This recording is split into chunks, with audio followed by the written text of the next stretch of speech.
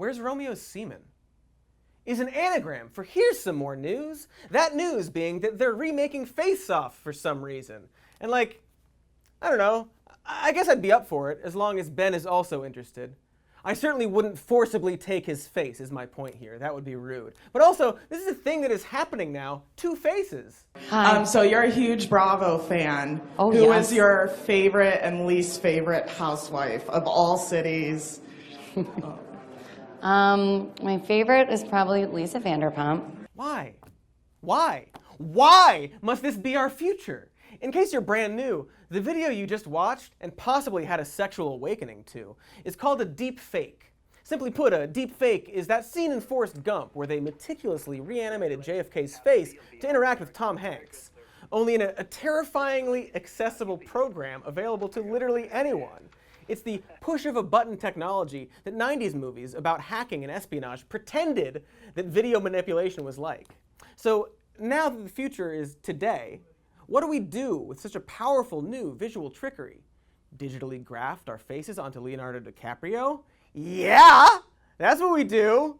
Also, non-consensual porn. Fast, easy fodder for the rubber of one out on the go. Because obviously, since you know that's literally how we evolved every single new technology out there. Can't crank out a hearty come to it? No thank you and goodbye forever.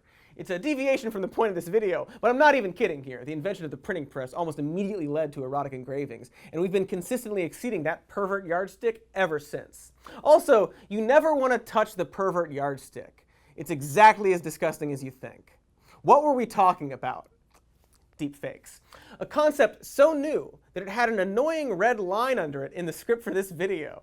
The surface level problem with this is immediately evident, as deepfakes allow weirdos to slap any celebrity's face onto porn, or a normal person they hate's face onto porn. Combine this with VR, and we're but years away from making passionate love to Amelia Earhart like we, as a society, always wanted to.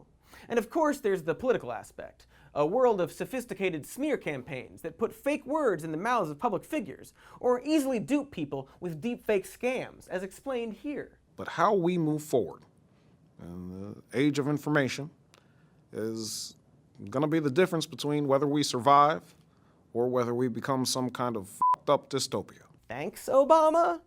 Anywho, those are the most obvious 2 threats you've no doubt heard about. Porn of people who do not want to be in porn, and political propaganda. And as of right now, you're most likely on the fence about whether deepfakes are a dystopian harbinger or just another media scare. The answer is less about the technology itself, or even the implications of the technology, and more about how we choose to react to it. After all, deepfakes exist now. There's no going back. They're not hypothetical and preventable like a Face Off remake no one asked for. So the first question is, are deepfakes legal?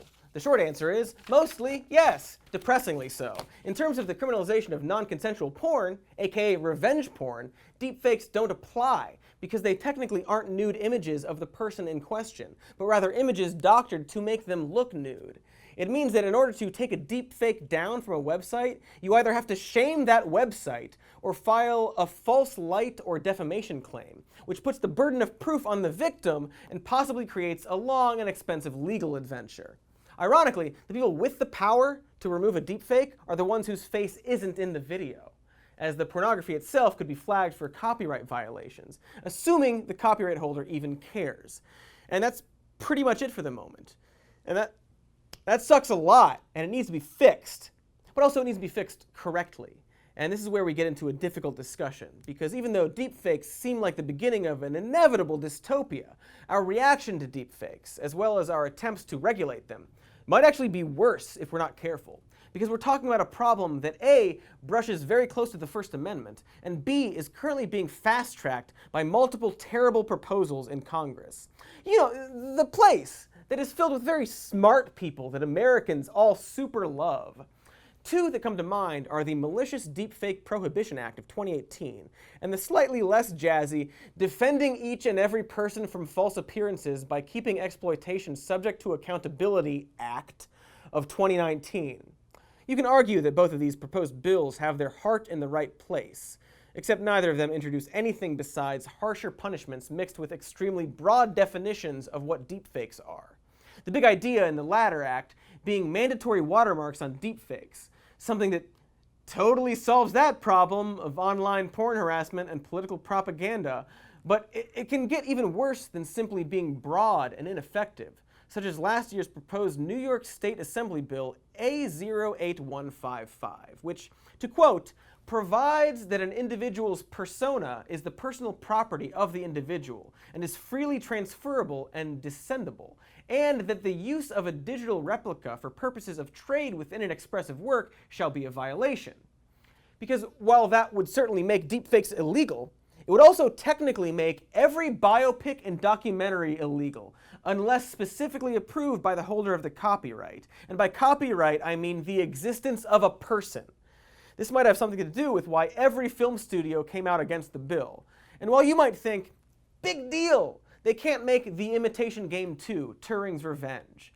The idea that an individual's persona is a freely transferable property also means that studios could essentially own the image of a person if that person stupidly signed their image over in a moment of financial weakness. In other words, it's the exact dystopia that these laws are supposedly trying to prevent. So yeah, it's f***ing tricky, man! As of right now, we have the technology needed to successfully detect a deepfake. So considering that they aren't completely convincing just yet, figuring out the exact law to stop them feels more important than finding an immediate solution, especially when the root of the problem might not even be deepfakes themselves, and deepfake detection is kind of just another distraction from that. What does this rambunctious news god mean by that? Will we ever crack the enigma of my words? Who do we talk to about putting me in a remake of Face Off? 2 of those 3 questions will be answered right now. While the primarily dark implications of deepfakes do involve the concepts of porn and misinformation, they actually have little to do with celebrities or politicians, and more to do with social media and the way we consume facts. What I mean is, the sad truth is that we don't need deepfakes to be completely convinced by blatant lies. You know, as evidenced by just turning your head slightly and looking around at the world. After all, the most effective video propaganda of late isn't a deepfake, but rather this doctored speech of Nancy Pelosi, edited to make her seem drunk. And then he had a press conference in the Rose Garden with all this sort of visuals. Now the doctored video in which she appears to be impaired. And then he had a press conference in the Rose Garden with all this sort of visuals. That was shared and watched thousands, if not millions of times on both Facebook and Twitter. And another doctored version was of course shared by our totally not incoherent president, who certainly isn't projecting his own mental erosion on others. Neither was done using deepfakes, the latter of which actually being a deceptively edited Fox Business segment, clearly designed to hate orgasm tired brains of the most racist and aged viewers. Once again, shared by our president and his tippy-top brain. My point is, even though there's clear video evidence that this speech was doctored, it didn't stop Trump's most feverish fans from sharing it. After all, there is an entire subsection of his supporters who believe he was sent from God to dissolve a secret cabal of satanic pedophiles, based on a series of anonymous 4chan posts. In a country where our highest of leaders are sharing fake grandpa memes on social media, we don't really need deepfakes to trick people into believing propaganda. In fact, the biggest threat of deepfakes aren't the videos themselves, but more likely the introduction of the concept as one more tool for the lexicon of dumb people justifying their shitty beliefs. There's already a giant post in the Donald subreddit about how Hillary and her death squad of satanic Hollywood elites secretly invented deepfakes as an excuse for future video evidence of their guilt. While no doubt future undoctored videos of Trump tripping over words or accidentally supporting genocide or like getting his dick stuck in Air Force One, whatever nightmare comes next, they will be written off by his supporters as deepfakes. Deepfake! They will howl from their foul guts, pointing an accusatory digit at whatever supreme dumb f***ery births from the warbling throat hole of our defective president. Oh, how fun the next election will be. Meanwhile, it's far more likely that actual deepfakes aren't going to affect the powerful and famous nearly as badly as they will affect everyday folks, aka the ones with fewer resources to combat them. Like, if a video came out of James McAvoy f***ing the flared end of a clarinet, he would have a lot of ways to deny that, either by trusting his die-hard fans to know that he would never make love to a woodwind, or, and this would be the more conclusive answer, by publicly having sex with a second clarinet in order to comparatively prove the initial video was fake. Either way, this would surely satisfy his fervent following of what I can only assume are called maniac-avoys. But let's say you're not J-Voy, but rather a journalist trying to hold powerful people accountable. Someone like Raina Ayub, whose recent book accused India's Prime Minister Narendra Modi of being complicit in deadly riots that happened in her country. This reporting has resulted in constant harassment on the internet, including countless threats from people of opposing political parties. And part of that harassment was a very disturbing deepfake video editing Rana into pornography, leading to a massive smear campaign and doxing. When she went to the police, she had to threaten media exposure to even get them to file a report. To this day, the video has not been taken down from the internet, what with the fact that social media doesn't give a big wad of shit about the truth so long as people continue to use their platform. And this is the real problem, the rotten root. Not deepfake specifically, but social media's depressing complicity with bullshit in the interest of increased engagement. That Dr. Nancy Pelosi video, for example, Facebook refused to remove it even after it was proven to be fake. After all, there's nothing technically illegal about it, and we just have no way to flag or pull content for simply being propaganda.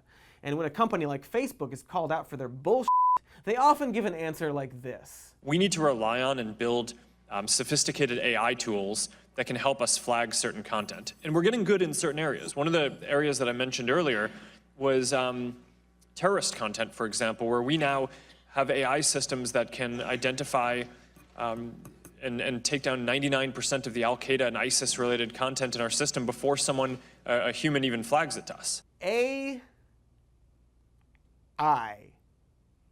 AI will solve everything, you guys. And by solve everything, I mean solve everything specifically for social media companies who don't want to get in trouble. It's an extremely broad concept used to shut up old politicians, and as I already mentioned, is currently what's being proposed for combating deepfakes.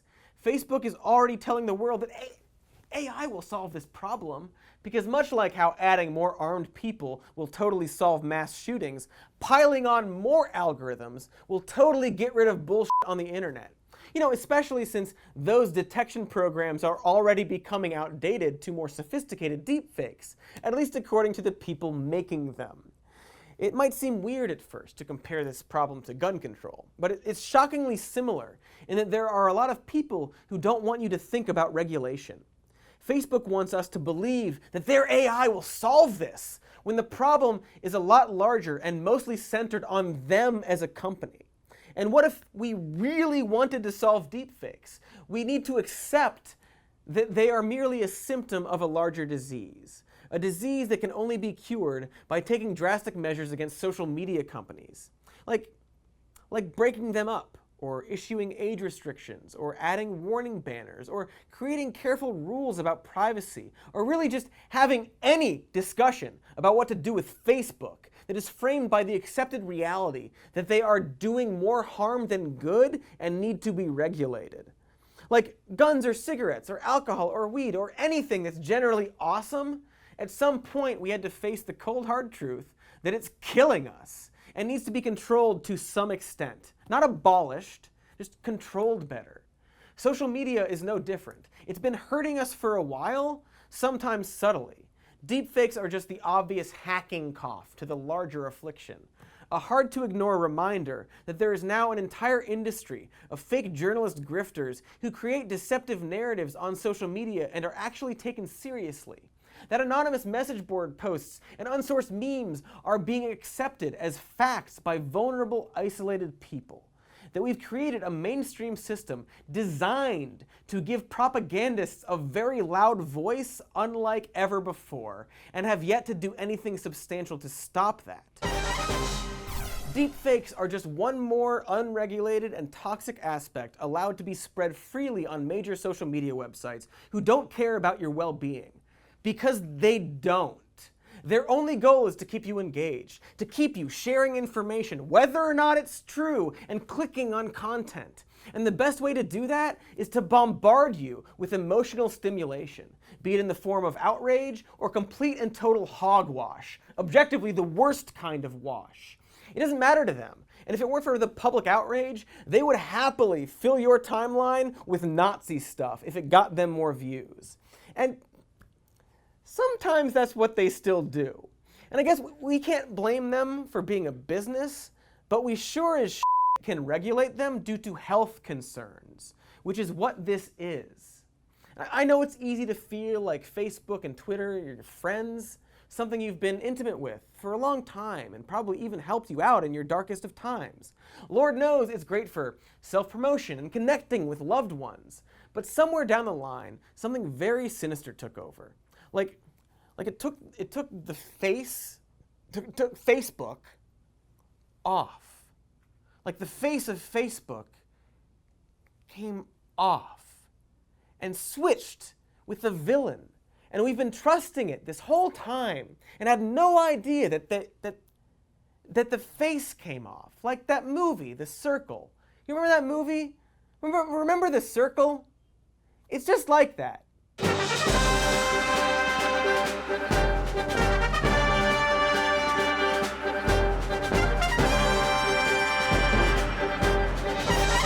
I haven't seen The Circle.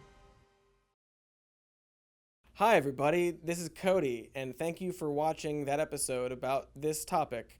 And if you'd like to support us, go to patreon.com/somemorenews and check out our podcast, Even More News. And since you're here, why not click like and subscribe and the other YouTube stuff that helps our channel and helps you let us know what you think of it. This has been me, Cody.